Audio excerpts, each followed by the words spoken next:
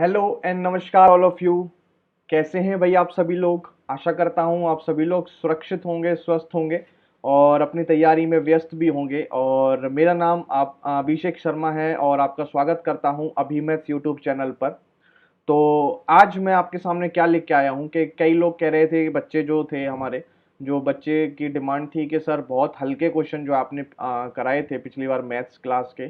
तो मैंने क्या सोचा है, अब जितनी भी टफेस्ट शिफ्ट आई थी आरआरबी एनटीपीसी की, वो सारे क्वेश्चन पहले कराता हूँ आप लोगों को, ठीक है। वो सारे क्वेश्चन आपको पहले कराता हूँ, ठीक है। सीबीटी 2 वाले सबसे पहले इन शिफ्ट को करो, जो ये सबसे टफ शिफ्ट है। डीएफसीसीएल वाले इन शिफ्ट को करो, ठीक है। ये अच्छे क्वेश्चन है, लेवल के क्वेश्चन है, एग्जीक्यूटिव लेवल के क्वेश्चन है, ठीक है भाई। और ग्रुप डी वाले भी इन क्वेश्चनों को देख लें, क्योंकि ऐसे ही कोई ना कोई दो चार शिफ्ट उनकी ऐसी भी फंसने वाली हैं, ठीक है। तो तीनों जो बच्चे हैं वो तीनों की तैयारी कर रहे हैं, वो इस वीडियो को अवश्य देखें। और अच्छे क्वेश्चन है, ठीक है। और ऐसे क्वेश्चन किसी के भी पेपर में आ सकते हैं, ठीक है। और भी अच्छे अच्छे क्वेश्चन मैं आपके सामने लेके आऊंगा। ये जो आई थिंक शिफ्ट है वो 14 मार्च शिफ्ट 2 है, जो मतलब टफेस्ट शिफ्ट थी, वन ऑफ दी, ठीक है। तो उसके क्वेश्चन मैं निकाल के लेके आया हूँ। और अगर आपको इन क्वेश्चनों की कंपाइलेशन भी चाहिए, मतलब ये जो क्वेश्चन है इसके, तो ये जो पीडीएफ है अगर आप बोलोगे तो मैं इसको टेलीग्राम चैनल पर अपने प्रोवाइड करा दूंगा, ठीक है। तो एक बार बता देना कि पीडीएफ चाहिए तो मैं अलग से टेलीग्राम चैनल पर आपको इसको पीडीएफ प्रोवाइड करा दूंगा। नहीं तो अदरवाइज आपके पास आरआरबी की शेट वाइज जो पीडीएफ है वहाँ पे उसी में है, उसी में थी ये पीडीएफ, मतलब जो पीडीएफ थी वो उसी में थी, वो वहीं से निकाली है मैंने, क्वेश्चन वहीं से निकाले हैं, ठीक है भाई। तो पीडीएफ में वहां पे प्रोवाइड करा लूंगा। टेलीग्राम चैनल जिसने ज्वाइन नहीं किया है वो ज्वाइन कर सकता है, लिंक डिस्क्रिप्शन में है। डिस्कशन ग्रुप भी ज्वाइन कर सकता है, पीडीएफ वगैरह वहां पर अवेलेबल करा दी जाती हैं, वो लिंक भी डिस्क्रिप्शन में है। और आज हम आ गए हैं टफ क्वेश्चन को लेके, मतलब टफेस्ट शिफ्ट आरआरबी की लेके आ गए हैं। तो इन क्वेश्चनों को आपको किस तरीके से अप्रोच करना चाहिए था अगर आपने पेपर दिया और आपने नहीं किया, ठीक है। और आगे आप इन क्वेश्चनों से कैसे डील करेंगे, सारी बातचीत हम इसी वीडियो के अंदर रखेंगे। कुछ 25-26 क्वेश्चन है, मैं उन क्वेश्चनों को पूरा डिस्कस करूंगा, ठीक है। थोड़ी वीडियो लंबी हो सकती है लेकिन जल्दी जल्दी से खत्म करने की कोशिश करेंगे। अगर कोई क्वेश्चन आपको समझ में नहीं आता है तो उसको आप मुझे मेल कर सकते हैं, कोई भी डिस्कशन ग्रुप में डाल सकते हैं, ठीक है। उसका सॉल्यूशन मैं जितनी जल्दी हो सके मैं प्रोवाइड करने की कोशिश करूंगा, ठीक है। तो बिल्कुल भी देरी ना करते हुए अपनी वीडियो को शुरू करते हैं और सबसे पहला क्वेश्चन पढ़ने की कोशिश करते हैं। तो कई लोग पूछ रहे थे कि एग्जीक्यूटिव में मेंशुरेशन के सवाल आएंगे। देखो जो सिंपल फॉर्मूले बेस है वो आ सकता है, क्योंकि पिछली बार आया है। तो जितने भी ये सवाल हैं उनको भी आप कर लेना, ठीक है। मैं यहाँ पर करा रहा हूँ, यहाँ पर भी अगर आप कर लेंगे तो भी वेल एंड गुड है, ठीक है। तो पहला क्वेश्चन देखेंगे। What is the surface area of cuboid is 16 metre long, 14 metre broad and 7 metre height. सबसे पहले बात कर रहे हैं क्यूबॉइड के सरफेस एरिया की। सरफेस एरिया क्यूबॉइड क्या होता है मैं आपको बता दूं। सरफेस एरिया जो क्यूबॉइड होता है वो होता है आपका, सरफेस एरिया ऑफ क्यूबॉइड होता है twice of L B plus B H plus H L, ठीक है भाई। अब कुछ मत करो, लेंथ आपके पास गिवन है, ब्रेथ आपके गिवन है, हाइट आपके पास गिवन है, इसमें बस पुट कर दो L into B. L क्या है आपका 16 और ये कितना है 14। तो 16 गुना 14 कैसे करोगे, कैसे करोगे 16 गुना 14। मैं आपसे बता रहा हूं कि अगर आपको 14 का स्क्वायर पता है तो सबसे पहले 14 इंटू 14 ना कर लो, ठीक है। कितना आता है 196। तो 16 आपको ऐड, 16 को आप ऐसे लिख सकते थे 14 + 2 लिख सकते थे। तो 14 इंटू 14 तो कर लिया आपने, 14 2 जा 28 और इसमें ऐड कर दो, बस कितनी जल्दी हो गया। 8 6 14 यहाँ से ले एक, 9 10 2 12 यहाँ से ले एक, 224। कितना आ गया भाई 224 प्लस में बी एच 14 7 98 98, ठीक है। एच और एल 16 7 112 112, ठीक है। ठीक है, अब देखो भाई 4 और 2 6 और 8 6 14, 14 4 के हासिल लगी एक, 2 9 2 11, 11 2 13, 13 3 के हासिल लगी एक, 2 1 3 और 1 4, 4 3 4 में 2 जैसे ही आप करोगे तो उत्तर आएगा आपका 2 चौक 8, 2 तिया 6, 2 चौक 8, 8 6 8 मीटर स्क्वायर आपका उत्तर होगा। और यही आपके पास उत्तर दिख रहा है, ठीक है। तो सरफेस एरिया जो होता है वो होता है क्यूबॉइड का 2 LB plus BH plus HL। Volume जो होती है क्यूबॉइड की लेंथ गुना ब्रेथ गुना हाइट होती है। और एरिया ऑफ 4 बॉल्स, कभी कभी एरिया ऑफ 4 बॉल्स भी आपके पूछ लेते हैं, तो इसका फॉर्मूला होता है twice of L plus B into में H, ठीक है। L प्लस बी इंटू में H। अब मैंने आपको क्यूबॉइड के तीनों फॉर्मूले बता दिए, इससे बाहर क्यूबॉइड का कोई क्वेश्चन नहीं बनेगा फॉर्मूले बेस पे, ठीक है, नोट डाउन कर लेना, लिख लेना, और क्वेश्चन आपका पहला हो चुका है। सेकंड क्वेश्चन देखो, सेकंड क्वेश्चन करेंगे, ठीक है। सेकंड क्वेश्चन देख के बिल्कुल भी ना घबराएं, ठीक है। आपको बड़ी बड़ी चीजें दिख रही होंगी, देख के घबराएं नहीं, क्वेश्चन को सॉल्व करने, पढ़ने और समझने की कोशिश करें, ठीक है। ए बी वर्क कर रहा है टुगेदर 18 दिन में। ए बी साथ में जब काम करते हैं तो 18 दिन में काम को खत्म कर देते हैं। 18 दिन में आपके काम को खत्म कर दिया ए और बी ने, ठीक है। और बी और सी जब काम करता है तो वो 24 दिन में काम को खत्म कर देते हैं। बात समझ में आ रही है। ए और सी किसी काम को 36 दिन में खत्म कर देते हैं। ए और सी कितने दिन में? 36 डे में उन्होंने काम को खत्म कर दिया। बात समझ में आ गई। उसने बोला है कि बताओ ए बी सी अगर सेपरेटली काम करें तो कितने दिन में खत्म करेंगे। बहुत ही आसान क्वेश्चन है, इस टाइप का क्वेश्चन मैं आपको करा चुका हूँ, ठीक है। कुछ भी नहीं करना, एलसीएम लो, टोटल वर्क आएगा, ठीक है। एलसीएम आप देखो तो ये आ जाएगा 72, 36 दूनी 72, 24 तिया 72 और 18 चौक 72, तो ये हो जाएगा 4, ये हो जाएगा 3, ये हो जाएगा 2। अब इसमें क्या करना होता है, हम इनको तीनों को ऐड करना होता है। जब ये आप ऐड करोगे तो ये हो जाएगा 4 3 7 2 9, कितना आ जाएगा भाई 9, बराबर हो जाएगा twice of A plus B plus में सी, ठीक है। दो दो हो जाएंगे ना, ए और बी, ए कितनी बार ऐड करोगे, ए और ए 2 बार, बी और बी 2 बार, सी और सी, तो 2 मैंने बाहर, ए प्लस बी प्लस सी, ठीक है। तो अगर आप यहाँ से ए प्लस बी प्लस सी की एफिशिएंसी निकालेंगे वो आएगी 9/2, कितनी आएगी भाई 9/2। अब आपसे क्या पूछा है, अब ऑप्शन जैसे ही आप देखेंगे तो ऑप्शन जैसे ही आप देखेंगे तो आप मुझे बताओ कि कोई भी एक ऑप्शन आपको दिख रहा है कि जिसमें सब अलग ही चल रहा हो, ठीक है, सब अलग चल रहा हो। तो एक बार आप देखेंगे कि अगर मैं बी निकाल लेता हूँ,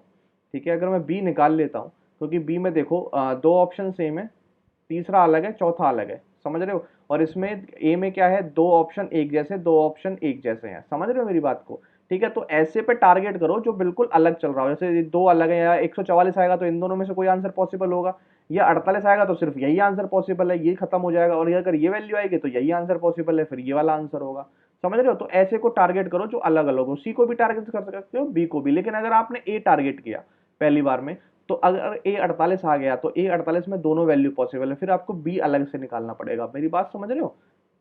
इस तरीके से, इस तरीके से सोचो। इसमें भी ऐसा है, अगर 144 आ जाता बाई चांस तो इन दोनों को आप ट्राई करते, समझ रहे हो, फिर सी आप निकालते या बी निकालते, तो यहाँ पर एक में भी काम हो सकता है, ठीक है। इसलिए मैं बी को निकालने की कोशिश कर रहा हूँ। तो अगर आपको यहाँ से बी की वैल्यू निकालनी पड़ेगी तो मुझे बताओ ए प्लस बी प्लस सी की एफिशिएंसी जो है, वो एफिशिएंसी आ रही है तीनों मिलकर काम करने की 9/2, मतलब 4.5 यूनिट, ठीक है। अब आपको इनमें से, मतलब ये जो वैल्यू आपको दिख रही है ना, ए plus B, B plus C, A plus B, A plus सी, इनमें से ऐसी वैल्यू को, इसमें से ऐसी वैल्यू को माइनस करना है। जैसे जिसको भी आप निकाल रहे हो, जैसे बी को निकाल रहे हो, तो ऐसी वैल्यू लो जिसमें बी ना हो। तो ए और सी में बी नहीं है ना, नहीं है, तो इसमें माइनस कर दो 2 का, ये वाली ए और सी की जो एफिशिएंसी है उसको माइनस कर दो -2, ठीक है। अब यहाँ से वैल्यू जो आएगी वो आएगी आपकी बी की एफिशिएंसी, ठीक है। क्या आएगी? बी की एफिशिएंसी, क्योंकि यहाँ पर माइनस हो गया है ए प्लस ए माइनस सी, तो ए से ए खत्म, सी से सी खत्म, यहाँ से बी बचेगा सिर्फ, समझ गए। 9/2 -2 करोगे, एलसीएम लोगे, 2 दूनी 4 और ये हो जाएगा 5/2, कितना आ जाएगा भाई 5/2। बी की एफिशिएंसी कितनी आ गई 5/2। अब डेज कितने लगेंगे, अगर टोटल वर्क 72 है तो 5/2 दिन लगेंगे, 5 ऊपर 2 और 5 नीचे 2 आपका ऊपर, तो 72 दूनी कितना हो जाएगा 144/5, कितना आएगा 144/5। तो उत्तर जो बी की आंसर, बी का जो टोटल वर्क आ रहा है वो 144/5 दिन में होगा। तो 144 दिन में पॉसिबल नहीं है, 144 दिन में पॉसिबल नहीं है, 48 दिन में भी पॉसिबल नहीं है। तो ये जो आपका एक ही ऑप्शन था बी 144/5 में, यही आपका उत्तर पॉसिबल है और तीसरा उत्तर आपका आंसर हो जाएगा। इसमें कुछ भी नहीं था, मैंने समझाने में समय लिया है और कुछ भी नहीं है, ठीक है। सबसे पहले क्या करना है, आपको एलसीएम टोटल वर्क निकालना है, उसके बाद इनकी एफिशिएंसी, ये एफिशिएंसी होती है, टोटल वर्क होती है, एफिशिएंसी निकाल दी, इन सबको ऐड कर दोगे तो ये वैल्यू ट्वाइस हो जाएगी और ये ए प्लस बी प्लस सी की एफिशिएंसी आ जाएगी। यहाँ से ए प्लस बी प्लस सी की एफिशिएंसी निकाल लो, 9/2 हो जाती है, ठीक है। उसके बाद ए एस, मतलब जिसको भी आप निकालोगे, ए को अगर आपको निकालना है तो आप इसमें बी प्लस सी को माइनस कर दो, बी को निकालना है तो ए और सी को माइनस कर दो, सी को निकालना है तो ए प्लस बी को माइनस कर दो। मतलब ऐसी वैल्यू माइनस कर दो जो, मतलब जिसको भी निकाल रहे हो ना, तो उसमें से वो वाली माइनस करो जो उसमें वैल्यू है ही नहीं। जैसे यहाँ सी को, अगर सी निकालना है तो आपको ए प्लस बी माइनस करना पड़ेगा जिसमें सी नहीं है। बात समझ रहे हो, ठीक है। और फिर वहां से जाके टोटल वर्क निकाल लो। क्लियर हो गई बात। तो चलिए क्वेश्चन को, तीसरे को देखते हैं। तीसरा क्वेश्चन बहुत अच्छा क्वेश्चन है, ठीक है।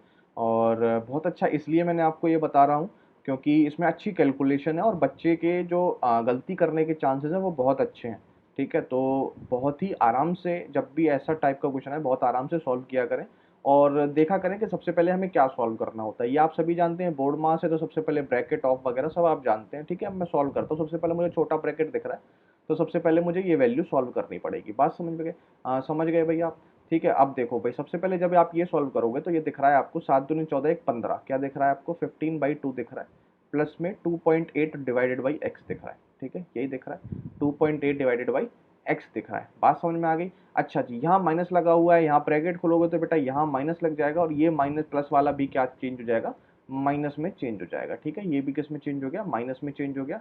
और यहाँ वैल्यू आ गई 5 दूनी 10 और 11/2, 11/2। अब ये मिडिल ब्रैकेट लग गया यहाँ पर, यहाँ पर। ठीक है, अभी तक मैंने यही किया है। ठीक है, अब देखो यहाँ पर 11/2, यहाँ 15/2, वैल्यू आ जाएगी -4/2, और -4 को काट के आ जाएगा -2 -2.8 अपॉन में एक्स, यही आएगा। ये मिडिल ब्रैकेट आ गया आपका। ठीक है, ये मिडिल ब्रैकेट आ गया, और बाहर क्या है भाई, ये है 8.5 माइनस 8.5 है, माइनस है, और फिर यहाँ पर इनटू में 4.25 है, और डिवाइडेड बाई मतलब इनटू करूंगा तो वैल्यू आ जाएगी 1/2 का स्क्वायर हो जाएगा 4, मतलब 0.04। ठीक है, और बराबर में 306 है आपके पास। बात समझ गए? ठीक है, अब देखो क्या कर सकते हैं, ये माइनस है, ब्रैकेट हटाओगे तो अंदर क्या चला जाएगा, चेंज हो जाएगा साइन, तो 8/5 माइनस माइनस हो जाएगा प्लस का 2, और माइनस माइनस हो जाएगा प्लस का 2.8 डिवाइडेड बाई एक्स। ठीक है, ये हो जाएगा। माइनस मैंने अंदर भेज दिया, लेकिन मैंने ये ब्रैकेट ऑलरेडी अभी भी लगा रखा है। ठीक है, ब्रैकेट मैंने अभी भी लगा रखा है, मैंने मल्टीप्लाई नहीं किया, सिर्फ माइनस अंदर भेज दिया। ठीक है, साइन चेंज कर दिए, इनटू में 4.25 हो गया, और इनटू में आपका क्या कर दिया, इसको मैंने यहाँ पे पॉइंट हटाऊंगा, 2 जीरो ऊपर लगाऊंगा, 100/4 हो गया, कितना हो गया, 100/4 हो गया। ठीक है, बराबर में वैल्यू कितनी है, 306। ठीक है, यहाँ तक कोई भी दिक्कत नहीं हुई होगी आपको। तो अगला क्या है, 8.5 है प्लस में। अब ये ब्रैकेट है, ब्रैकेट क्लोज करूंगा तो मुझे इसका मल्टीप्लाई करना पड़ेगा, ये पॉइंट में है, और यहाँ पर आपको 100 से मल्टीप्लाई दिख रहा है, 100 से मल्टीप्लाई दिख रहा है, तो इसको मैं और एक बार और सिंप्लीफाई कर देता हूँ, 2.8 अपॉन में एक्स। ठीक है, और ये ब्रैकेट इनटू में, जब 4.25 का 100 से मल्टीप्लाई होगा 425/4 बचेगा। ठीक है, और बराबर में 306 बचेगा। बात समझ में आ गई? अब देखो, अब क्या कर सकते हो, ये जो 8.5 है, ये 8.5 यहाँ पर कुछ भी नहीं कर रहा है, इसको 306 से नेगेटिव में पहुंचा दो, 8.5 यहाँ नेगेटिव में पहुंच गया, और यहाँ से मैं हटा देता हूँ। ठीक है, बात समझ गए भाई? ठीक है, इतनी बात क्लियर हो गई? आगे देखो। ठीक है, अब ये देखो, अब इसका मल्टीप्लाई एक बार इसके साथ प्लस में, फिर इसके साथ इसके बाद मल्टीप्लाई, तो 2 के साथ मल्टीप्लाई करोगे तो 2 से ये 2 दूनी कट जाएगा, वैल्यू बचेगी 425/2, यही बचेगा, प्लस में 2.8 को मैं ऐसे भी तो लिख सकता हूँ, जैसे ये 2.8 है, पॉइंट हटाओ, एक जीरो लगाओ, 2 से काटोगे 14, 2 काट, मतलब 14/5/x भी लिख सकता हूँ, 14/5x लिख सकता हूँ, और इनटू में 425/4 भी आ रहा है, नहीं आ रहा है, और बराबर में 306 में 8.5 जाएंगे, तो 306 में 9 घटा दो पूरे, कितने घटा दो, 9 घटा दो 306 में, जब 306 में 9 घटाओगे तो बचेगा आपके पास कितना, 29, और 9 घटाओगे तो 297, 9 7 16, 297, 9 घटा दिया आपने, बट लेकिन घटाना आपने कितना था, 8.5, तो इसमें एक क्या कर दो, 0.5 ऐड कर दो, तो ये हो जाएगा 297.5। बात समझ में आ गई? ऐसे ऐड किया करो 297.5। ठीक है, ऐसे ऐसे मत माइनस करने चले जाना, 8.5 ऐसे माइनस करने चले जाओ, उसमें बहुत समय लगता है, पहले इससे एक आधा फालतू काट लो आप। ठीक है, 9 इसमें माइनस करना आसान है, फिर उसमें जो आपने एक आधा माइनस ज़्यादा किया है उसमें आधा ऐड कर दो, ये वैल्यू आ जाएगी आपकी। बात समझ में आ गई? तो ठीक है भाई, अब ये वाली वैल्यू है, इस वाली वैल्यू को भी मैं इधर ही ले जाता हूँ। ठीक है, रेड पेन से इस वाली वैल्यू को भी मैं इधर ही ले जाता हूँ, ये माइनस में चली जाएगी। अगर मैं पॉइंट में बनाना चाहूँ इसको, तो पॉइंट में बनेगा 2 1 दूनी 4, 2 1 कम 2, और 2 दूनी 4, 2.5, मतलब 212.5 माइनस में बच जाती है ये वाली वैल्यू। तो अब मैं इसको यहाँ से हटा रहा हूँ। ठीक है भाई, एक एक पॉइंट, एक एक चीज़ मैं बता रहा हूँ आपको। ठीक है, तो ये आपकी हट गई है। ठीक है, अब ये वैल्यू बची है और ये वैल्यू बची है, अब यहाँ पे माइनस कर लो भाई, 5 में से 5 जाएगा 0 बचेगा, 7 में से 2 जाएगा 5 बचेगा, 9 में से 1 जाएगा 8 बचेगा। ठीक है, 85 बच चुका है आपका। ठीक है, और यहाँ पर वैल्यू कितनी बची हुई है, 14 इंटू 425 अपॉन में 5x इंटू में 4 बराबर में 85 बचा हुआ है। ठीक है, अच्छा जी, 5 से काटोगे अगर आप, किससे काटोगे, 5 से अगर आप काटोगे तो 5 से काटोगे तो 5 अट्ठे 40 और 55 25, 85 दिख गया आपको। 85 से ये भी 85 कैंसिल आउट हो जाएगा। अब यहाँ से x की वैल्यू है, ये x की वैल्यू यहाँ आके मल्टीप्लाई में हो जाएगी, x बराबर ये बचेगा 14/4, कितना बचेगा, 14/4। 14/4 को अगर पॉइंट में लिखोगे तो वैल्यू कितनी आ जाएगी, 4 तिया 12 और 4 2 4 पंजे 20, 3.5, कितना आ रहा है, 3.5, और 3.5 ही इस क्वेश्चन का क्या है, राइट आंसर है। देखो, है अच्छा क्वेश्चन नहीं है, बहुत ही बढ़िया क्वेश्चन है। और आप क्या क्या समझते हैं, डीएफसीसीएल के लाइक पेपर नहीं है, क्वेश्चन नहीं है क्या, बिल्कुल क्वेश्चन है डीएफसीसीएल के लाइक। ठीक है, और मैं तो ये कह रहा हूँ कि सीबीटी 2 के लाइक भी बहुत अच्छा क्वेश्चन है, बहुत बढ़िया क्वेश्चन है। ठीक है, ये शिफ्ट बहुत अच्छी थी। ठीक है, अगला क्वेश्चन करते हैं। अगला क्वेश्चन करेंगे क्वेश्चन नंबर 4। क्वेश्चन नंबर 4 को देख सकते हैं आप अपनी स्क्रीन पर, ठीक है। अच्छी तरह पढ़ेंगे फिर इसको सॉल्व करने की कोशिश करेंगे। देखो क्वेश्चन क्या कह रहा है, a sum of 2700 is lent out in two parts in such a way that simple interest on one part is 15% for 4 years is equal to the simple interest on second part 10% for 6 years, the part of sum lent at 15%। Question को समझाने की कोशिश करता हूँ हिंदी वाले बच्चों को कि 2700 रुपये को दो पार्ट्स में हमने क्या किया, लोन पर दिए दो पार्ट्स में साधारण ब्याज के ऊपर। एक को दिया हमने 15% की रेट से 4 साल के लिए, दूसरे को हमने दिया 10% की रेट से 6 साल के लिए, और दोनों से जो सिंपल इंटरेस्ट आया वो बराबर बराबर आया, ठीक है। तो बताइए जो 15% पर आपने दिया था उसका मतलब कितना प्रिंसिपल प्रिंसिपल था जो आपने 15% पर दिया था। बात समझ गए, ठीक। 2700 को हम क्या मानेंगे, 2700 दो हिस्सों में बांट दिया गया है। कितने हिस्सों में, दो हिस्सों में। एक P1 मैंने मान लिया है और दूसरा मैंने P2 मान लिया है। बात समझ में आ गई, मतलब P1 P2 दोनों मिलाकर कितना बना देंगे, आपका 2700 रुपये बना देंगे, ठीक है। अब उसने बोला है कि इस पे इंटरेस्ट और इस पे इंटरेस्ट इतने इतने सालों के बाद बराबर सिंपल इंटरेस्ट आता है। तो आप सभी जानते हैं कि अगर मैं P1 पर इंटरेस्ट लगाऊंगा कितने रेट पर, 15% की रेट पर 4 साल के लिए, तो SI जो होगा वो हमारा इतना होगा। और यही बराबर है किसके बराबर है, P2 पर 10% की रेट पर 6 साल के लिए। ये दोनों का सिंपल इंटरेस्ट कितना है, बराबर बराबर है। बात समझ में आ गई। अब देखो 100 से तो 100 कैंसिल आउट हो गया, ठीक है। 5 से काटोगे 5 तिया 15 और 5 दूनी 10, ठीक है। 2 से काटोगे 2 दूनी 4 और 2 तिया 6 से काट दोगे तो 6 हो जाएगा। बात समझ में आ गई, काट दिया आपने। अब आपको दिख रहा है ये P1 बराबर क्या आ गया, P2 आ गया। मतलब 2700 का हाफ हाफ डिवाइड कर दिया गया है, ठीक है। 1:1 आ गया ना, हाफ हाफ डिवाइड कर दिया गया है। तो 27 को होगा आधा, क्या हो जाएगा 1350 एक और 1350 दूसरा। समझ गए बात, कितना आसान क्वेश्चन था, बट ये आना चाहिए आपको करना, ठीक है भाई। तो क्वेश्चन नंबर अगला करेंगे हम, कौन सा क्वेश्चन नंबर करेंगे, क्वेश्चन नंबर करेंगे 4। अब क्वेश्चन नंबर करेंगे पांचवा, अगला क्वेश्चन, ठीक है। पांचवा क्वेश्चन देखो, what will be the remainder when 17 की पावर 200 इज डिवाइडेड बाई 18। इस तरीके का क्वेश्चन मैं अपने DFCCL वालों बच्चों को बहुत बार करा चुका हूँ, ठीक है, नंबर सिस्टम की वीडियो में। तो जिसने भी अगर मेरी अभी तक चैप्टर वाइज नहीं देखी है तो आप जा सकते हैं प्लेलिस्ट के अंदर जिसमें चैप्टर वाइज DFCCL के क्वेश्चन है। बहुत अच्छे अच्छे क्वेश्चन कंसेप्ट के साथ बेहतरीन क्वेश्चन मैंने वहाँ पे करा रखे हैं, इसी टाइप के क्वेश्चन। और आप देख सकते हैं कि इसी टाइप के क्वेश्चन आपके बार बार आते रहे हैं और आते रहेंगे, ठीक है। तो आपको कुछ नहीं करना होता, 17 की पावर 200 है तो आपको 18 से इसे डिवाइड करना है। इसमें रिमाइंडर पूछा है तो आपको 18 के आसपास इसको बनाना होता है। जैसे ये 17 की पावर 200 है और बटे में कितना है आपका 18 है, तो आप इसको क्या है 18 में बनाओ। तो 17 को आप लिख सकते हो 18 माइनस 1 की पावर 200 और बटे में 17 लिख सकते हैं, नहीं लिख सकते हैं। तो जब आप इसको बटे में 18, सॉरी 18 है, ठीक है, बटे में 18 है। तो 18 को जब आप 18 से डिवाइड करेंगे, ठीक है, इसमें कुछ नहीं करना होता आपको। जब 18 को 18 से डिवाइड करेंगे रिमाइंडर कितना आएगा 0, ठीक है। बचेगा क्या आपका -1 की पावर बचेगी 200। कितनी बचेगी, -1 की पावर 200 बचेगी जब इसका रिमाइंडर आएगा, ठीक है। 18 से डिवाइड करोगे तो -1 रिमाइंडर आएगा, -1 की पावर 200, मतलब -1 की पावर अगर इवन है तो पॉजिटिव हो जाता है, ऑड है तो नेगेटिव, तो पॉजिटिव है तो क्या आएगा 1 आ गया, तो रिमाइंडर भी क्या आएगा 1 ही आएगा। तो 1 ही इस क्वेश्चन का क्या है, राइट आंसर है। इस तरीके से इस क्वेश्चन को चुटकियों में खत्म किया जा सकता है, ठीक है। अगला क्वेश्चन करें, छठा क्वेश्चन देख लो, बहुत आसान है, इसमें तो कुछ नहीं है। 625 का इस अंडर रूट कितना होता है 25, बटे में क्या होगा 11 गुना 14। 25 का अंडर रूट कितना होता है भाई 5, इनटू में क्या होगा 11। 196 का अंडर रूट कितना होता है भाई आपका 14, ठीक है भाई। 14 से तो 14 कैंसिल आउट हो गया, 5 से 55 25, 11 से 11 खत्म हो गया, बचेगा क्या आपका 5 बचेगा। 5 इस क्वेश्चन का क्या है, राइट आंसर है, ठीक है। अगला क्वेश्चन करें, सातवां क्वेश्चन देख लो भाई। सातवां क्वेश्चन देखो क्या कर सकते हैं सातवें में। A train R leaves Chennai at 5 AM। एक ट्रेन है आर जो चेन्नई को लीव करती है 5 बजे और विजयवाड़ा पहुंचती है 12 बजे, ठीक है। Another train S leaves Vijayawada at 7 AM and reaches Chennai at 5:30 AM। At what time do the two train cross each other. बहुत ही बढ़िया क्वेश्चन, ठीक है, बहुत अच्छा क्वेश्चन, ठीक है। और ये बहुत आता रहता है और जो TCS है वो इन क्वेश्चनों को बहुत पूछता रहता है, ठीक है। अभी भी CHSL आई थिंक CGL में ये क्वेश्चन पूछा गया है, ठीक है। तो इस क्वेश्चन को देखो किस तरीके से इस क्वेश्चन को करोगे। सबसे पहले मैं यहाँ पे लिख लेता हूँ कि इधर चेन्नई लिख लेता हूँ CH, और इनके बीच में ये दूरी हो जाएगी, और ये विजयवाड़ा लिख लेता हूँ यहाँ पर, ठीक है। विजयवाड़ा मैंने यहाँ से लिख लिया, ठीक है। अच्छा जी, अब ये क्या कह रहा है कि जो आर है, आर क्या है चेन्नई को, ये जो आर है आर चेन्नई से चलता है इधर की तरफ कितने बजे 5 AM, 5 AM, और विजयवाड़ा पहुंचता है 12 AM पे। कितने बजे 12 AM, ठीक है, 12 PM सॉरी, ठीक है। तो कितने घंटे लगे 7 5 12 7 आवर्स। कितने घंटे लगे 7 आवर्स लगे आर को। आर को कितने घंटे लगे 7 आवर्स, ठीक है। ठीक है भाई, अब क्या कर रहा है वो विजयवाड़ा से चलता है कितने बजे, 7 AM पे चलता है, ठीक है, 7 AM पर।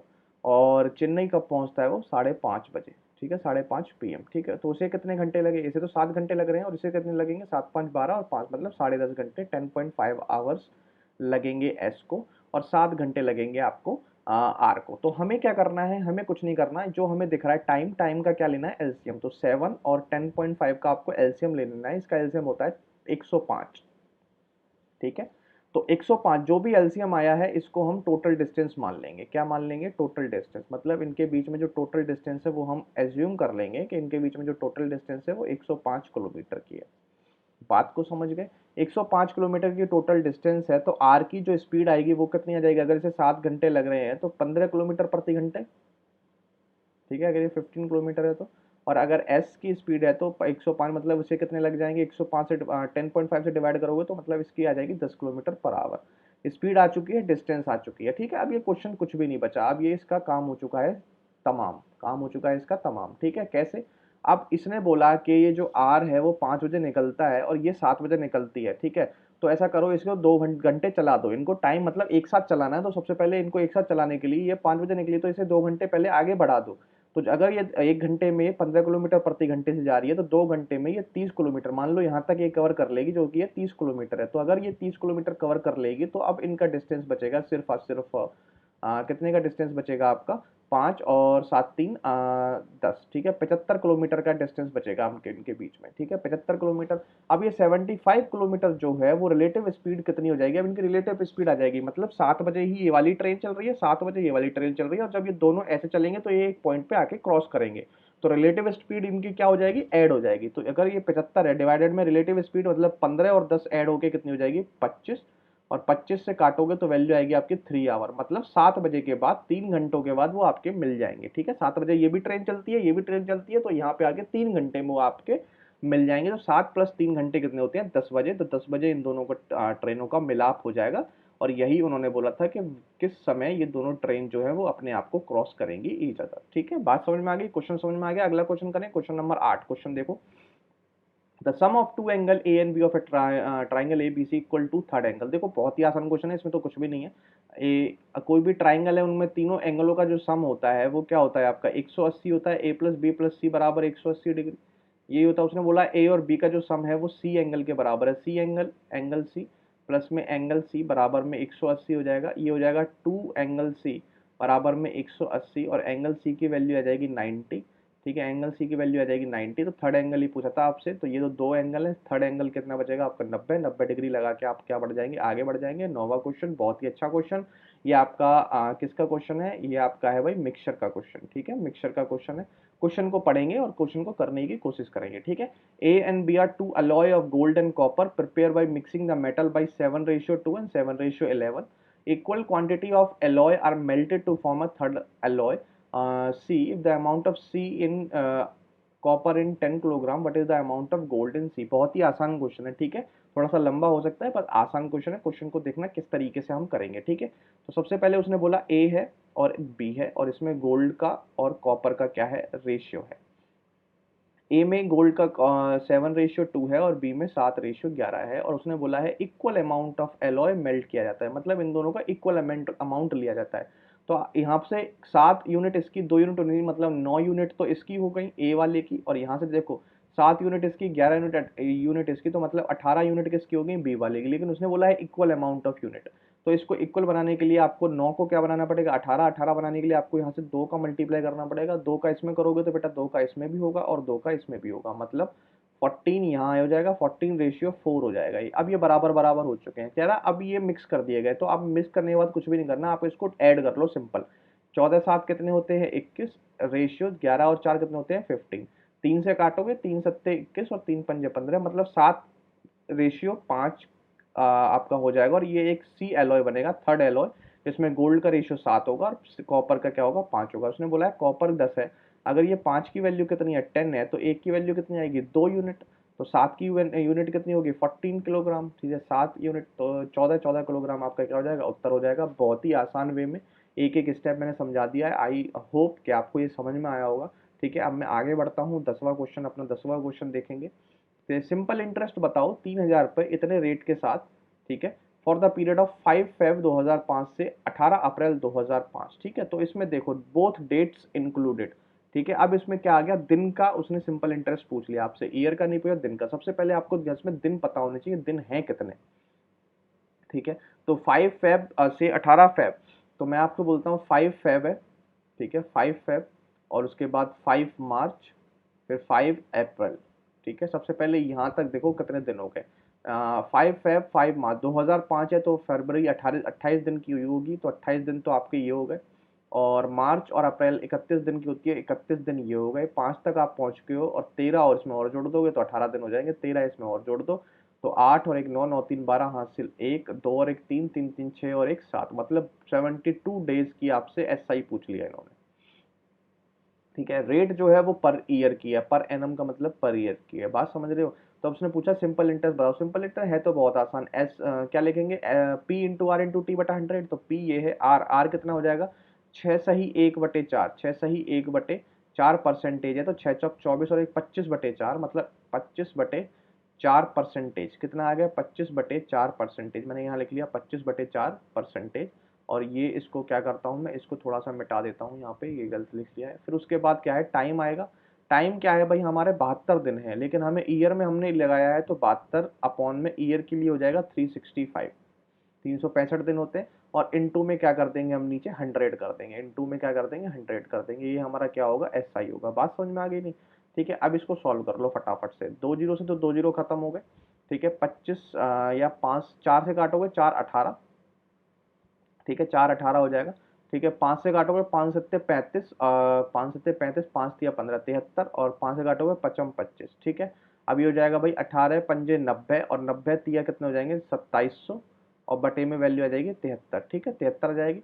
अब देखो, अब इसको डिवाइड कर लो भाई, पॉइंट में तो उत्तर आएगा ही आएगा, 40 तो उत्तर पॉसिबल नहीं है, ठीक है, पॉइंट में उत्तर आएगा। अब इसको डिवाइड कर लो, डिवाइड कैसे करोगे, 73 तिया 4 बार तो जाएगा जाएगा नहीं, क्योंकि 73 चौक हो जाते हैं 280, ठीक है। अगर ये 70 भी होता 73 की जगह, तो 4 बार पे जाने के 280 आ रहा है, जो कि 270 से बहुत बड़ा है, ठीक है। तो 73 में तो और भी बड़ा चला जाएगा, तो मतलब वैल्यू जाएगी 3 टाइम्स, ठीक है। 3 टाइम्स में कितना आ जाएगा, 3 तिया 9, 7 तिया 21, 219, ठीक है। अब ये हो जाएगा 9 1 10 हासिल 1 2 और 51, मतलब 510। अब 510 कब आएगा मुझे बताओ, 70 अगर ये होता, 70 कितना होता है, 49 होता है, मतलब 490 आ जाता है। ये 70 से ऊपर है, तो मतलब 7 टाइम्स ही जाएगा। तो 37 पॉइंट समथिंग उत्तर आने वाला है, और 37 पॉइंट समथिंग इसी में ही है, और कोई आपका उत्तर पॉसिबल नहीं हो सकता। थोड़ा कैलकुलेटिव है, लेकिन बिल्कुल भी इम्पॉसिबल नहीं है कि आप नहीं कर पाएंगे। 11वां क्वेश्चन, 10 क्वेश्चन हो गए हैं। अगर आपको बिल्कुल आपको वीडियो बहुत ही पसंद आ रही है, ठीक है, और कोई सुझाव भी है आपका अगर, तो आप मुझे कमेंट में ज़रूर दे सकते हैं, और लाइक का बटन ज़रूर दबा देना, और चैनल को सब्सक्राइब करना मत भूलना, ठीक है। ये वाला क्वेश्चन देखो, बेहतरीन क्वेश्चन है, ठीक है, और मैं ये सोच रहा हूँ कि आप इस क्वेश्चन को कर लेंगे, ठीक है, और ये मैं आप पे छोड़ता हूँ कि आप इस क्वेश्चन को कर पाएंगे या नहीं कर पाएंगे, ठीक है। वीडियो को पॉज करिए और इस क्वेश्चन को करने की कोशिश करिए, समझ रहे हैं। तो अब मैं इस क्वेश्चन को कराता हूँ, आपने क्वेश्चन करके देख लिया होगा। देखो इसने क्या बोला है, 3 टाइम्स ऑफ टाइम्स मतलब मल्टीप्लाई, 3/10 ऑफ मतलब 3/10 मतलब 3/10 ऑफ, समझ रहे हो। उसके बाद 300 मतलब 3/100, उसने बोला 3000, 3/1000, 1 2 3, ऑफ 30 इंटू में 30, ठीक है। इसका मतलब ये था, कई बच्चे नहीं समझ पाए होंगे, ठीक है। अगर समझ गए तो अब इसमें कुछ भी है नहीं, 1 जीरो से तो 1 जीरो खत्म हो गया, सबसे पहली बात। अब इसमें मल्टीप्लाई कर लो, 3 की पावर कितनी आ रही है, 1 2 3 4 5, ठीक है। तो जो मल्टीप्लाई करो, 3 तिया 9, 9 तिया 27, 27 तिया 81, 81 तिया 243, 243 ये आ गया। अब देखो पॉइंट कितनी बार लगेगा, 2 2 4 और 1 5, 5 बार पॉइंट आएगा, और 243 आएगा, 243 सब में ही है, पॉइंट देखना है, 5वीं बार लगेगा। तो 1 2 3 4 5 के बाद पॉइंट लगा हुआ, यही उत्तर पॉसिबल है आसान क्वेश्चन, बहुत ही आसान क्वेश्चन, लेकिन बच्चा गलती कर सकता है, क्योंकि अगर कई बार इस क्वेश्चन को ना देखे तो वो इंटरप्रेट नहीं कर पाता जल्दबाजी में, ठीक है। तो ऐसे क्वेश्चन आपको ना तो कहीं किताब में मिलेंगे, कोई भी किताब ले लेना कहीं भी जाके, नहीं मिलेंगे आपको, ठीक है। और इस तरीके के क्वेश्चन आ रहे हैं, बहुत ही महीन सी लाइन होती है कि एक टफ क्वेश्चन में और एक थोड़ा जो क्वेश्चन किया हुआ होता है ना, उसको आदमी तुरंत झट से कर देता है, लेकिन कोई नया क्वेश्चन देखता है तो एक बार सोचता है कि क्या ये ऐसे ही होगा, ठीक है, अगर कई बार मतलब सेल्फ बिलीफ ना हो तो इसलिए इन क्वेश्चनों को जरूर लगा लेना भाइयों, ठीक है। अगला क्वेश्चन देखो, 12वां क्वेश्चन, उसने बोला एलसीएम बताओ दो प्राइम नंबर का, एक्स और वाई अगर दो नंबर हैं, एक्स वाई से बड़ा है, वो 319 है एलसीएम, तो बताइए 2x माइनस 5y की वैल्यू क्या होगी। ठीक है, दोनों नंबर प्राइम है, एक्स और वाई प्राइम है और 319 उनका क्या है, एलसीएम आ रहा है। तो बताइए 2x माइनस 5y, तो सबसे पहले आपको 319 के फैक्टर करने होंगे, क्योंकि दो प्राइम नंबरों का मल्टीपल ही आ रहा होगा 319। ठीक है, समझ रहे हो। तो 319 के आपको क्या करने पड़ेंगे, फैक्टर ही करने पड़ेंगे। और वो कैसे करोगे, कैसे पता चलेगा, मैं बताता हूँ कैसे पता चलेगा। ठीक है, 9 से, यहाँ 9 है, 2 से डिवाइड हो नहीं रहा, 4 से डिवाइड होगा नहीं, 8 से डिवाइड होगा नहीं, 16 से डिवाइड होगा नहीं। तीन, अगर इनकी एडिशन जो है, अगर 3 से डिवाइड हो तो 3 से डिवाइड हो जाएगी, 9 3 12 और 1 13, 3 से भी डिवाइड नहीं हो रहा, 5 से भी नहीं होगा, और जब 2 या 3 से नहीं हुआ तो 6 से क्या होगा। ठीक है, 7 से करो, 7 चौक 28, 3 7 से भी नहीं हो रहा है। ठीक है, 8 से तो हो ही नहीं सकता, 9 से करोगे तब भी नहीं होगा क्योंकि सम नहीं हो पा रहा है।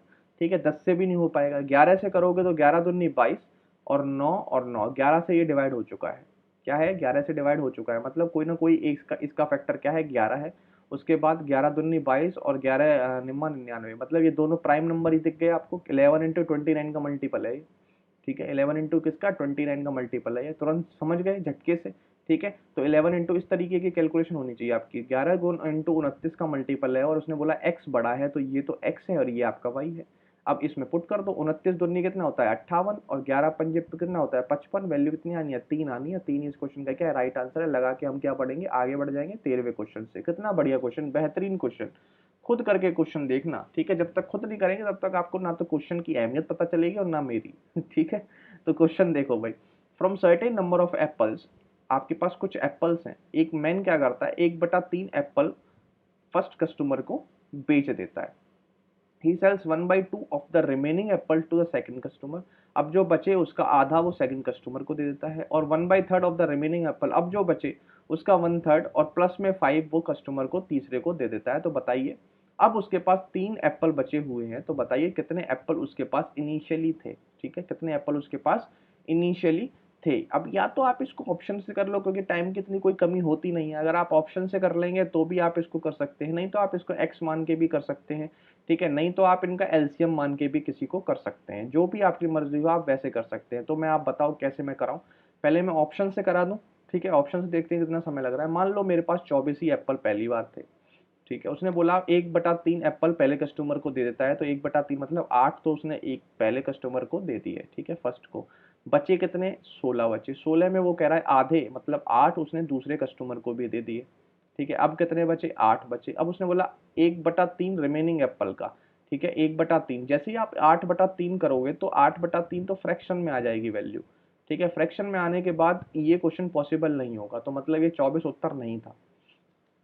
क्या था, 24 उत्तर बिल्कुल भी नहीं था। तो अगर मैं 24 नहीं है, तो अगला मैं एक बार चेक कर लेता हूँ कितना, 30। अब मान लेता हूँ मैं इनिशियली मेरे पास 30 थे, 30 का 1/3 मतलब 10 उसने पहले कस्टमर को दिए, बचा कितना, 20 एप्पल बचे। 20 के आधे मतलब 10 उसने सेकंड को दिए, फिर बचा कितना, 10 बचे। 10 का 1/3, फिर से पॉइंट में वैल्यू आ गई, ये भी उत्तर पॉसिबल नहीं है। तो आपने क्या किया, ये उत्तर भी पॉसिबल नहीं है, ये भी आपने हटा दिया। अगला देखा आपने 36, जैसे ही आपने 36 जगह 1/3 मतलब 12, 12 आपने पहले को दिए, बचे कितने भाई, 24, 24 में से आधे फिर दोबारा दिए, मतलब 12 आपने फिर दिए दूसरे कस्टमर को। अब बचे कितने, 12, 12 का 1/3, 1/4 हो जाएगा। ठीक है, प्लस में उसने 5 मतलब 9, टोटल कितना, 9 जो थे उसने तीसरे कस्टमर को दे दिए। यहाँ पे सेकंड कस्टमर था और यहाँ पर उसका तीसरा कस्टमर, 9 उसने दे दिए। अब उसने बोल रहा है कि 3 उसके पास बचे, तो बेटा 9 उसने दे दिया, 12 उस पे थे, तो मतलब 3 ही बचे, मतलब सेटिस्फाई कर गई कंडीशन। तो आपका 36 ही इसका क्वेश्चन का क्या था, राइट आंसर था। ठीक है, मेरे हिसाब से इस क्वेश्चन को करने का ये बेस्ट मेथड था। अगला क्वेश्चन देखते हैं। अगला क्वेश्चन आपको दिख रहा होगा अपनी स्क्रीन पर। ठीक है, क्या बोल रहा है समझाते हैं पहले क्वेश्चन को। 1/10 of a pole is coloured red and this white, this blue and this is black and rest is green. ठीक है, हिंदी वाले बच्चों को बताता हूँ। कोई भी एक पोल है जिसका 1/10 हिस्सा रेड कलर कर दिया गया है, 1/20 व्हाइट कलर कर दिया गया है, 1/30 ब्लू और 1/40 ब्लैक, और जितना बचा है रेस्ट वो सारा ग्रीन कर दिया गया है। अब उसने बोला है अगर ग्रीन पोर्शन की लेंथ इतनी है तो बताइए पूरे पोल की लेंथ कितनी होगी। तो इस टाइप के क्वेश्चन में हमें कुछ नहीं करना होता। जो जो आपको यहाँ फ्रैक्शन में दिख रहे हैं, आपको इनका एलसीएम लेना होता है। तो आपको क्या क्या वैल्यू दिख रही है, 10 दिख रहा है, 20 दिख रहा है, 30 दिख रहा है और 40 दिख रहा है, इनका एलसीएम आप सभी जानते हैं, मैं 120 एलसीएम ले लूंगा इनका। कितना ले लूंगा? 120।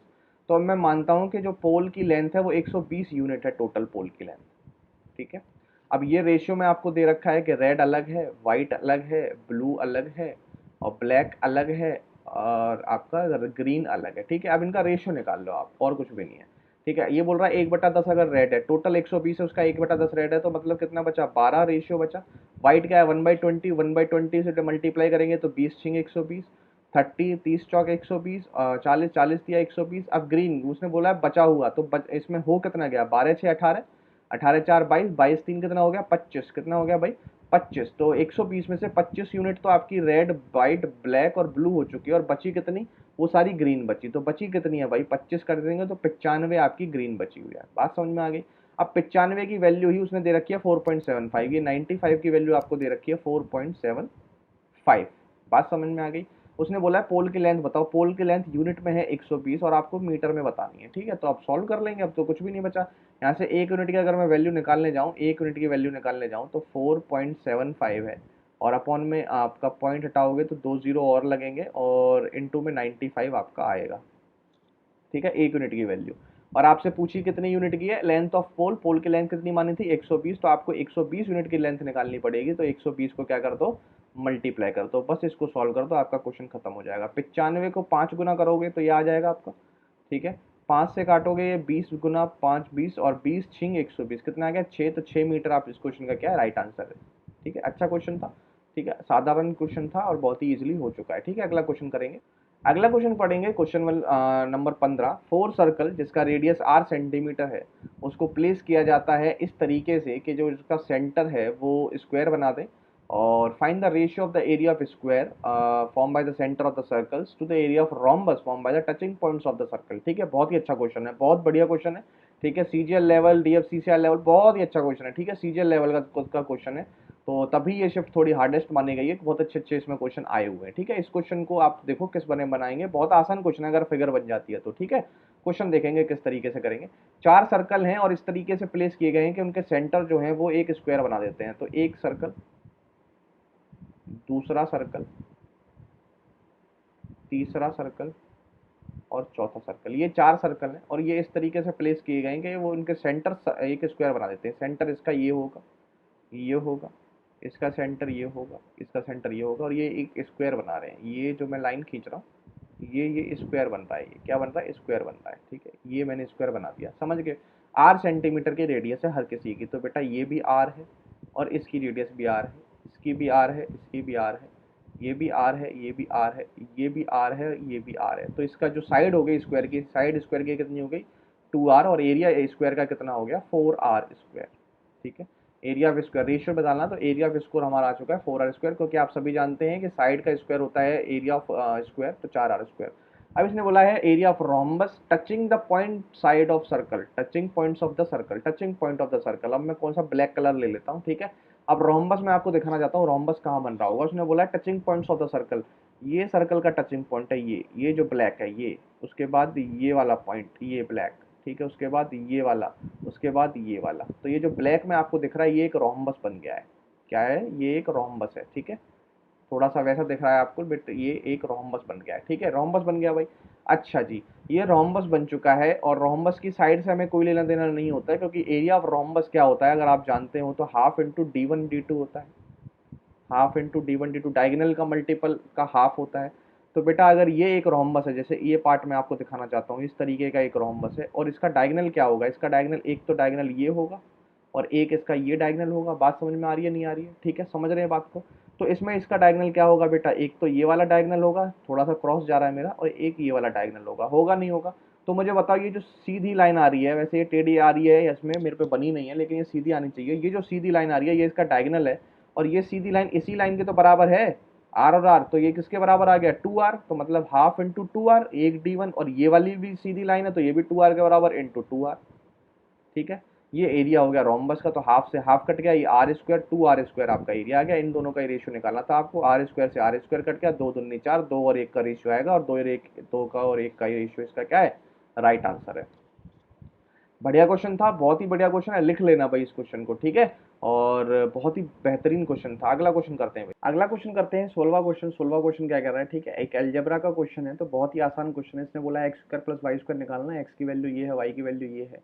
तो जैसे ही आपने इस पे वैल्यू पर नजर मारी तो आपने ये देखा कि एक्स और वाई को जब आप मल्टीप्लाई करेंगे, एक्स और वाई को मल्टीप्लाई करेंगे तो वैल्यू वन आने वाली है। किस तरीके से, जब आप इसके बीच में मल्टीप्लाई लगाएंगे तो ये वैल्यू कैंसिल, ये वैल्यू ये कैंसिल, वैल्यू कैंसिल, तो आपके बीच में क्या बचेगा, वन बचेगा। समझ में आ गई बात, ठीक है, वन बचेगा। तो एक्स वाई की वैल्यू अगर वन है तो एक्स की वैल्यू जो है वो वन अपॉन वाई है, ठीक है, वन अपॉन वाई है। तो ठीक है, अब देखो, अब ये जो वैल्यू है ये आपको निकालनी है एक्स स्क्वायर। इसमें मैं ऐसे लिख सकता हूँ x square plus one upon x square, और इसको निकालने के लिए मुझे क्या चाहिए होता है, x plus one upon x, इतना सब जानते हैं, ठीक है। तो x plus one upon x, जब इसको ऐड करोगे, इसको ऐड करोगे तो देखो नीचे का एलसीएम लोगे तो नीचे क्या आ जाएगा, ए प्लस बी का अंडर रूट स्क्वायर हो जाएगा, ए स्क्वायर माइनस बी स्क्वायर, तो रूट तीन का स्क्वायर तीन, माइनस एक, वैल्यू कितनी आ जाएगी, दो, ठीक है।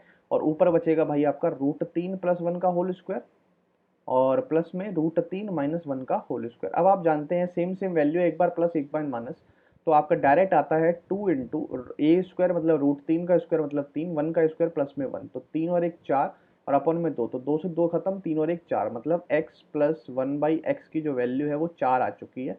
आपसे पूछा x square plus one upon x square, तो इसका स्क्वायर कर दो भाई, x square plus one upon x square value क्या होती है, दिस स्क्वायर 16 माइनस में टू, माइनस में टू, 16 माइनस दो कितना जाएगा भाई 14, 14 इस क्वेश्चन का क्या है, राइट आंसर है, ठीक है। अगर आपको ये सारा काम नहीं करना था, अगर आपको ये सारा काम नहीं करना था, मैं मान लेता हूँ आपको ये सारा काम नहीं करना है और आप ये जान चुके हैं कि x square plus one upon x square आपको निकालना है, क्या निकालना है, ये वैल्यू आपको निकालनी है, ठीक है, ये वैल्यू आप निकालनी है, ये आप समझ चुके हैं, इतना समझ चुके हैं पहली एक लाइन से ही। और ये वैल्यू निकालनी है तो आप ये जानते हैं कि x plus one upon x जो होता है वो अगर k होता है तो x square plus one upon x square जो होता है वो के स्क्वायर माइनस टू होता है ऑप्शन आंसर में। तब आप ऑप्शन जो जो आ रहे हैं ना उसमें प्लस टू करके ऐसा देख लो, मतलब उल्टा, मतलब प्लस टू करोगे ना तो इसका परफेक्ट स्क्वायर बन रहा होगा, तो प्लस टू करके देख लो किसमें परफेक्ट स्क्वायर बन रहा है। 14 प्लस दो जोड़ोगे कितना आएगा, 16, 16 अंडर रूट के साथ चार का होता है, मतलब ये परफेक्ट स्क्वायर नंबर बन रहा है। ये प्लस टू करोगे 12, ये बिल्कुल भी नहीं है, इसमें प्लस टू करोगे 15, बिल्कुल भी नहीं, इसमें प्लस टू करोगे 17, बिल्कुल भी नहीं, सिर्फ एक ही ऑप्शन जो प्लस टू करके एक परफेक्ट स्क्वायर बन रहा था, के स्क्वायर बन रहा था, और वो यही उत्तर था, तो इसलिए 14 आंसर लगा के आप आगे भी बढ़ सकते थे, ठीक है। अगला क्वेश्चन करेंगे, क्वेश्चन नंबर 17। क्वेश्चन नंबर 17 देखते हैं। क्वेश्चन नंबर 17 देखो, बहुत ही बढ़िया क्वेश्चन है। If sine A plus sine B अगर एक्स है और cos A plus cos B जो है वो वाई है, तो बताइए cos A minus cos B का मान बताइए। और जैसे ही आप ऑप्शन में नजर मार रहे हैं तो हर जगह आपको X square plus Y square, X square minus Y square इस टाइप में दिख रहा है। तो सबसे पहले आप क्या करो, मैं आपको बताता हूँ कि ये इक्वेशन है, ठीक है, इस इक्वेशन को स्क्वायर करो, ठीक है, इस पूरी इक्वेशन को स्क्वायर करो और ऐड कर दो आपस में, मतलब इन दोनों को क्या कर दो, दोनों इक्वेशनों को ऐड कर दो। तो स्क्वायर प्लस ऐड करनी है आपको दोनों इक्वेशन। तो पहली इक्वेशन को जब मैं स्क्वायर करूंगा तो मेरे पास वैल्यू आती है साइन स्क्वायर ए प्लस में साइन स्क्वायर बी और प्लस में two sine A cos, two sine A sine B, two sine A sine B, A plus A square B square plus two A B बराबर में value आ जाती है X square, ठीक है। दूसरी equation अगर मैं करूँ तो cos square A plus cos square B plus two cos A cos B, ये स्क्वायर करूंगा तो यहाँ पे वैल्यू आ जाएगी वाई स्क्वायर, ठीक है। इतना हो चुका है। मैंने आपसे बताया स्क्वायर और ऐड कर दो, जैसे ही आप इसको ऐड करेंगे बेटा तो आप सब समझ गए, साइन स्क्वायर ए प्लस में कॉस स्क्वायर ए, ठीक है, एक साथ लिख लेता हूँ, प्लस में अब ये साइन स्क्वायर बी है प्लस में कॉस स्क्वायर बी है, ठीक है, और प्लस टू अगर मैं कॉमन ले लेता हूँ इसमें से भी इसमें से भी, या दो चार बना लो, इसको क्या बना लो, फोर बना लो इसको, दो और दो नहीं नहीं चार नहीं बनेगा, सॉरी सॉरी सॉरी, एक बार दो क्या है, अगर आप यहाँ पर दो कॉमन ले लेते हो तो दो कॉमन लेने के बाद अंदर जो वैल्यू बचनी है वो बचनी है sign A sine B plus cos A cos B, ठीक है, ये ब्रैकेट, और बराबर में वैल्यू आनी है X square plus Y square. यहाँ तक बात क्लियर हो गई, बहुत बढ़िया। अब आप देख रहे हैं साइन स्क्वायर और कॉस स्क्वायर प्लस करके क्या बना देंगे, वन, प्लस में sine square B cos square B क्या बना देंगे, वन, प्लस में ये बन गया है टू, और यहाँ पर है साइन ए साइन बी, ठीक है, और plus cos A cos B, ये बचा है आपके पास, ठीक है। एक और एक कितना हो गया, दो हो गया, ठीक है, एक और एक कितना हो गया भाई आपका, टू हो गया, प्लस में टू है, ठीक है, और यहाँ पर है आपकी value sine A sine B plus cos A cos B बराबर में X square plus Y square. ठीक है, एक एक पॉइंट बता रहा हूँ मैं आपको, ठीक है, आपको समझ में आ रहा होगा। दो यहाँ पर भी है, दो यहाँ पर भी है, दो कॉमन निकाल के इसमें डिवाइड कर दो। क्या कर दो, दो कॉमन निकाल के इसमें क्या करो, नहीं पहले ऐसा करो, ये जो टू है इसको इधर पहुंचाओ इस पे, तो ये माइनस में टू चला जाएगा, ठीक है, और ये यहाँ से हट जाएगा। और ये जो मल्टीप्लाई बाई टू है, ये वाला टू है, इसको भी उधर पहुंचाओगे तो ये भी यहाँ से खत्म होके उसके डिवाइड में चला जाएगा, यहाँ पे चला जाएगा। अब आपके पास यहाँ क्या बच गया, sign A sine B plus cos A cos B, और ये फॉर्मूला होता है आपका कॉस ए माइनस बी का बराबर में X square plus Y square minus two upon में टू। यही आपको निकालना था, X square plus Y square minus two upon में two, X square plus Y square minus two upon में टू, ये आपका उत्तर हो जाएगा। और कॉस ए माइनस बी ही आपको निकालना था, वही मैंने क्या कर दिया, निकाल दिया। इससे बेहतरीन तरीका इस क्वेश्चन का पॉसिबल नहीं है, ठीक है, समझ गए बात को, आ गया होगा आपके समझ में, ठीक है। अगर नहीं आया तो एक दो बार आप क्या करना, जो वीडियो उसको रिवाइंड और मतलब पीछे आगे पीछे करके देख लेना, आपको बिल्कुल भी समझ में, बिल्कुल समझ में आ जाएगा, ठीक है। अगला क्वेश्चन करते हैं, अगला क्वेश्चन करेंगे क्वेश्चन नंबर 18। क्वेश्चन नंबर 18 क्या कह रहा है, बहुत ही बढ़िया क्वेश्चन है। इनकम का रेशियो जो है और बी का वो 5:4 है।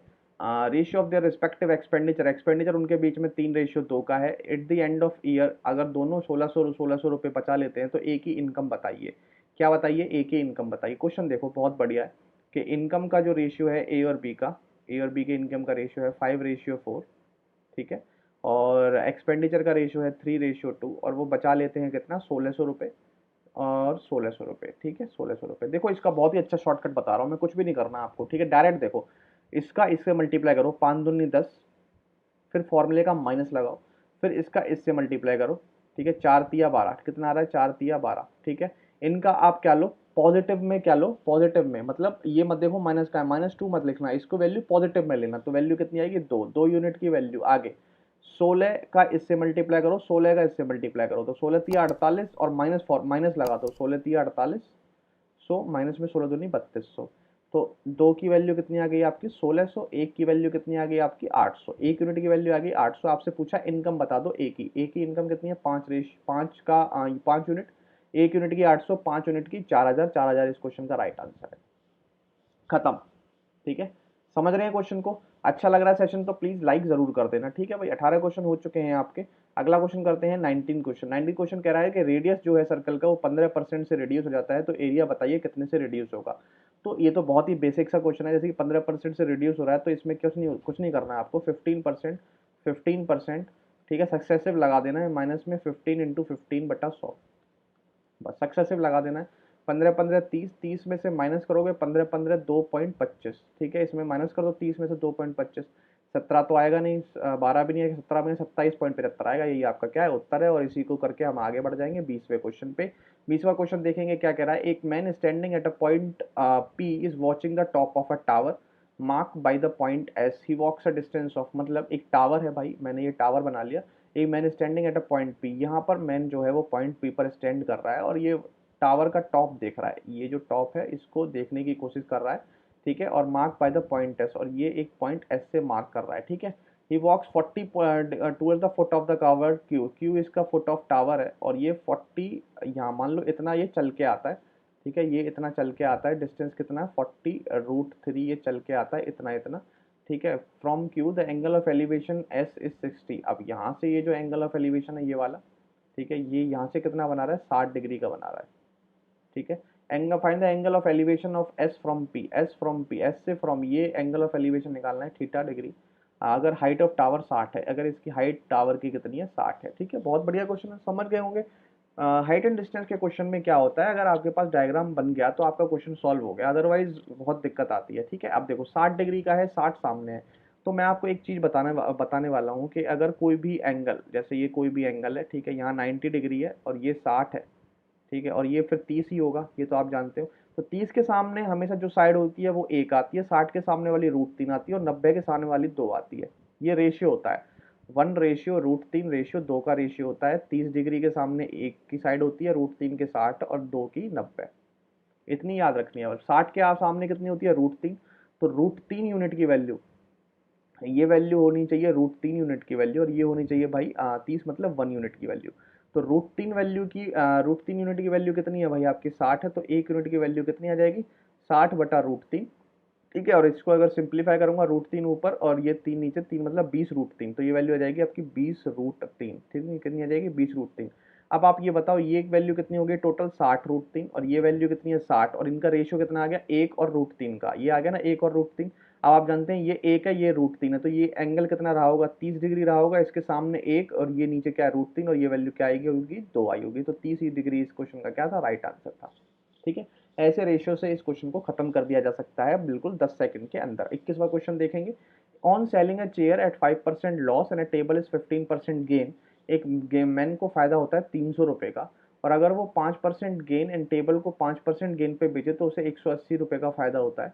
तो बताइए actual cost of the table कितनी है, टेबल की एक्चुअल कॉस्ट कितनी है। ठीक है, टेबल की एक्चुअल कॉस्ट आपसे पूछिए तो ये आपको बताना है, उसने बोला। ठीक है, क्वेश्चन समझ गए आप। ठीक है, अब क्वेश्चन को करने की कोशिश करते हैं। मैं मान लेता हूँ 100x और 100y, ये मैं मान लेता हूँ सीपी है किसकी, टेबल आपकी चेयर की सीपी है 100x, और 100y जो है वो आपकी टेबल की सीपी है, कितनी की, टेबल की सीपी है, सीपी कॉस्ट प्राइस। ठीक है, ठीक है भाई। अब उसने बोला कि 5% लॉस पे चेयर बेची जाती है, 5% लॉस पे बेचोगे तो 95x पे बेचोगे, और 15% गेन पे मतलब 115y की बेचोगे तो आपको फायदा होता है, कितने का फायदा होता है।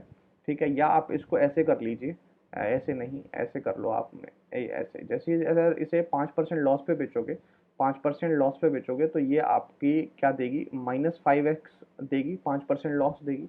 ठीक है, और इसे 15% गेन पे बेचोगे तो मतलब 100 मतलब 15y देगी, 15y देगी, और कितने का फायदा हो जाएगा, प्लस में 300 का मिला के। बात समझ में आ गई इतनी। ठीक है, आगे देखो, आगे क्या बोल रहा है, अगर मैं 5% गेन पे चेयर को बेचूं, चेयर को 5x पे बेचो, और प्लस में इसे भी 5% गेन पे बेचो 5y पे, तो यहाँ पे वैल्यू का कितने का फायदा होता है 180 का। यहाँ से x और y की वैल्यू निकाल लो, फिर क्या आपका काम बन जाएगा। ठीक है, जैसे ही आपने देखा, इसे जैसे ही आप ऐड कर दोगे तो ये वैल्यू तो खत्म हो जाएगी, +5x -5x, ये हो जाएगी भाई आपकी 20y, कितनी हो जाएगी 20y, 15 और 20y, इसे ऐड करोगे वैल्यू हो जाएगी 480। ठीक है, 0 से 0 y की वैल्यू यहाँ से आ रही है 48, 24, y की वैल्यू कितनी आ रही है 24। आपसे पूछी थी cost price of table, table की क्या है 100y, तो 24 इंटू 100 कितना हो जाएगा 2400, 2400 इस क्वेश्चन का राइट आंसर है, और इस क्वेश्चन का इस तरीके से अच्छा तरीका पॉसिबल बिल्कुल भी नहीं है। ठीक है, इससे अच्छा तरीका पॉसिबल नहीं है, बिना किसी कैलकुलेशन के साथ क्वेश्चन खत्म हो चुका है। अगला क्वेश्चन करेंगे 22वां क्वेश्चन। उसने बोला क्या लीस्ट वैल्यू हो सकती है एक्स की अगर ये 9 से डिवाइड हो रहा है। आप सभी जानते हैं, बहुत क्वेश्चन करा चुका हूँ ऐसे, अब एक्सप्लेनेशन की जरूरत नहीं होगी। अगर इनका सम 9 से डिवाइड हो रहा है तो 9 से डिवाइड होगा, नहीं तो नहीं होगा। ठीक है, अब मैं काट लेता हूँ, 5 और 4 9 होते हैं, मैंने काट लिया। ठीक है, 6 7 13 2 15, कितने हो चुके हैं 15 हो चुके हैं, और 15 के प्लस में कितना करूं कि वो 9 का डिविजल हो जाए। अगर मैं 3 जोड़ते ही मेरी वैल्यू कितनी हो जाएगी 18, 18 जो है वो 9 के सबसे पास डिविजिबल है, तो x की सबसे छोटी वैल्यू कितनी होगी 3 ही पॉसिबल है। 3 लगा के आप क्या करेंगे, आगे बढ़ जाएंगे क्वेश्चन नंबर 23 पे।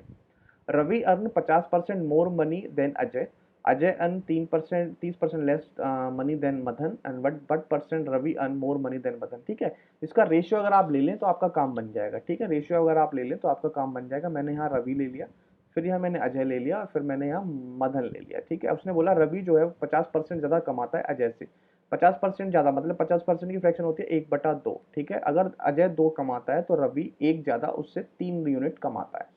बात समझ में आ गई। अब कह रहा है Ajay earn 30% less money than Madan, 30% की फ्रैक्शन वैल्यू क्या होती है 3/10। अगर ये जो मदन है वो अगर 10 रुपए कमाता है तो ये 3 उससे लेस मतलब 7 रुपए कमाता है।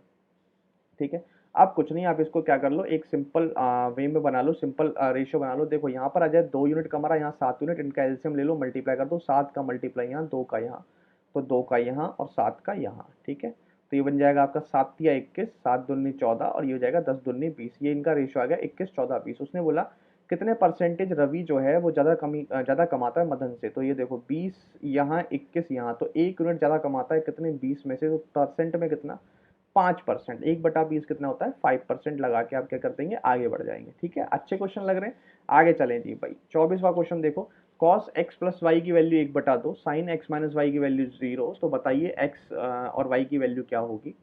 देखो इस क्वेश्चन को, बहुत ही आसान क्वेश्चन है। ठीक है, 10th क्लास की जब आपने ज्योमेट्री पढ़ी थी उसमें ही ये क्वेश्चन है। ठीक है, बहुत ही आसान क्वेश्चन है, कुछ भी नहीं है इसमें। cos x प्लस वाई अगर 1/2 है तो 1/2 को मैं ऐसे भी लिख सकता हूँ cos 60। ठीक है, तो कॉस से कॉस अगर कैंसिल हो जाता है तो एक्स प्लस वाई की वैल्यू कितनी आ जाएगी आपकी 60 डिग्री। ठीक है, यहाँ पर उसने बोला sine X minus Y zero है, तो sine X minus Y zero है, तो यहाँ पर साइन जीरो भी होता है, साइन जीरो जीरो ही होता है। ठीक है, जीरो जीरो होता है। ठीक है, तो यहाँ से एक्स माइनस वाई की वैल्यू जो आ जाती है वो आ जाती है जीरो। मतलब एक्स और वाई आपस में क्या है, बराबर बराबर है। एक्स वाई आपस में बराबर है और एक्स प्लस वाई करके 60 बन रहा है, तो एक्स और वाई 30 ही होंगे। यही पॉसिबिलिटी है और कोई पॉसिबिलिटी नहीं है। ठीक है, अगला क्वेश्चन देखो भाई 525। एक स्फेयर है रेडियस जिसमें 10 सेंटीमीटर है, उसको मेल्ट कर दिया गया है और उसके छोटे छोटे स्फेयर बना दिए गए हैं ढाई ढाई सेंटीमीटर रेडियस के। तो बताओ ऐसे कितने बनेंगे। तो जब भी आपको कोई भी आकृति दे रखी है उससे आपको या तो कोई दूसरी आकृति बना रखी हो तो उनकी वॉल्यूम बराबर होती है, बस ये आपको याद रखनी है। ठीक है, तो और वॉल्यूम ऑफ स्फेयर का फॉर्मूला आप सभी जानते होंगे, 4/3 पाई आर क्यूब। कितना होता है, 4/3 पाई आर क्यूब। उसने बोला ये बड़ा रेडियस है, मतलब ये एक बड़ा स्फेयर है और इसको तोड़ के बहुत सारे छोटे छोटे स्फेयर को बना दिया जाता है। तो बताओ कितने स्फेयर बनते हैं ऐसे।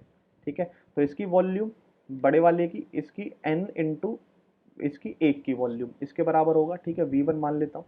तो इसकी वैल्यू होती है भाई 4/3 पाई आर क्यूब। आर की वैल्यू यहाँ पे क्या है 10, तो 10 का क्यूब मतलब 10 इंटू 10 इंटू 10। ठीक है, यहाँ पर n निकाल लूंगा, ठीक n ही निकालना, ये हो जाएगा 4/3 पाई। आर की वैल्यू कितनी हो जाएगी 2.5 इंटू 2.5 इंटू 2.5। बात समझ में आ गई यहाँ तक। बस देखो 4/3 पाई कैंसिल आउट हो गया, हो गया। अब देखो एक पॉइंट हटाया, 2 पॉइंट हटाया, 3 पॉइंट हटाया, यहाँ नीचे की बजाय मैं यहाँ पे बढ़ा देता हूँ, एक जीरो यहाँ, एक जीरो यहाँ, एक जीरो यहाँ। ठीक है, अब 25 से काट लो, 25 चौका 100, इससे भी कटेगा, फिर इससे भी कटेगा, इससे भी कटेगा, और ये भी 25 खत्म हो जाएगा। अब यहाँ वैल्यू बचेगी n बराबर 4 चौक 16, 16 चौक 64, 64 ही इस क्वेश्चन का क्या है, राइट आंसर है। ठीक है, आगे चलें। आगे और आज की क्लास का शिफ्ट वाइज का लास्ट क्वेश्चन है और बहुत ही बढ़िया क्वेश्चन देखने में लग रहा है। ठीक है, और बड़ा भी दिख रहा है, लेकिन डरना बिल्कुल भी नहीं है, डरना नहीं है सिर्फ बिल्कुल भी। आज की क्लास का लास्ट क्वेश्चन है। ठीक है, और बिल्कुल भी डरना नहीं है। क्वेश्चन देखने में अजीब सा लग रहा है लेकिन डरना बिल्कुल भी नहीं। डरोगे तो आप टीसीएस के क्वेश्चन कभी नहीं कर पाओगे। आपको देखना है और करने की कोशिश करनी है। बहुत सिंपल क्वेश्चन होते हैं टीसीएस के। ठीक है, उसने बोला 1162 रुपयों को डिवाइड किया गया है एबीसी में इन रेशियो 35, 28 और 20। ठीक है, कुछ कट नहीं रहा है, आपका सिंप्लीफाई है 35, 28, 20 में। 1162 आपके क्या है, बांट दिए गए हैं 35, 28, 20 में। अब ऑप्शन आपने ऑप्शन देखने हैं कि कौन सा आंसर आपका ट्रू होगा। ठीक है, जैसे ही आपने ऑप्शन देखा, मैं आपको ऑप्शन बता रहा हूँ, जैसे ही आपने ऑप्शन देखा, ठीक है, ऑप्शन से आप एक दो ऑप्शन एलिमिनेट कर सकते हो। कैसे, जैसे आपने यहाँ देखा सी की वैल्यू 265 और यहाँ पे आपने देखी 20, तो ये 20 का मल्टीपल तो बिल्कुल भी नहीं है। ठीक है, पॉइंट में अगर कोई वैल्यू आए तो हम कह नहीं सकते, लेकिन अदरवाइज इसका ये मल्टीपल बिल्कुल भी नहीं है। ठीक है, तो ये 265 मल्टीपल नहीं हो सकता, 285 मल्टीपल नहीं हो सकता, 327 मल्टीपल नहीं हो सकता, 20 का मल्टीपल 280 ही पॉसिबल है, और यही इस क्वेश्चन का राइट आंसर है। ठीक है, समझ रहे हो। ये हो गया 280। फिर उसमें देखो यहाँ पर 35 था, 35 का मल्टीपल, 35 का आप सभी जानते हो 5 × 7, तो जो ए में होगा वो 5 का भी मल्टीपल होगा। ए में, इसमें देखो 5 का मल्टीपल नहीं, इसमें 5 का मल्टीपल नहीं, इसमें तो 5 का मल्टीपल है, बट यहाँ पर इसमें सी में 20 का मल्टीपल मतलब 5 का कोई मल्टीपल नहीं है। तो 490 यही बी वाला ऑप्शन क्या होगा, राइट आंसर होगा, और बी लगा के आप क्या करेंगे, आगे बढ़ जाते हैं। ठीक है, तो ये हमारे थे आज की मतलब जो टफेस्ट शिफ्ट थी 14 मार्च की शिफ्ट 2, उसके कुछ 26 इम्पोर्टेंट सवाल। ठीक है, और जो भी एक दो सवाल रह गए हैं, ठीक है, मेरे ख्याल से रहे नहीं है, एक दो सवाल अगर रह गए हैं तो मैं उनको अगली क्लास में करा दूंगा। ठीक है, और आज से हम सिर्फ जो हार्डेस्ट शिफ्ट है उनको पहले पहले कर लेंगे। ठीक है, फिर उसके बाद देखेंगे उनका क्या आगे क्या क्या कर सकते हैं। ठीक है, हार्डेस्ट शिफ्ट पहले कर लेंगे, फिर धीरे धीरे हम आसान वाली शिफ्ट भी कर लेंगे। ठीक है, तो आज के क्लास के क्वेश्चन कैसे लगे आप मुझे कमेंट करके ज़रूर बताना। ठीक है, तो कल आपसे मिलते हैं इसी शिफ्ट के रीजनिंग के सवाल लेकर। ठीक है, इसी शिफ्ट के रीजनिंग के सवाल लेकर। ठीक है, तब तक के लिए आप देखते रहिए, हंसते रहिए, मुस्कुराते रहिए और देखते रहिए अभी मैथ्स यूट्यूब चैनल को। Thank you, have a nice day and जय हिंद।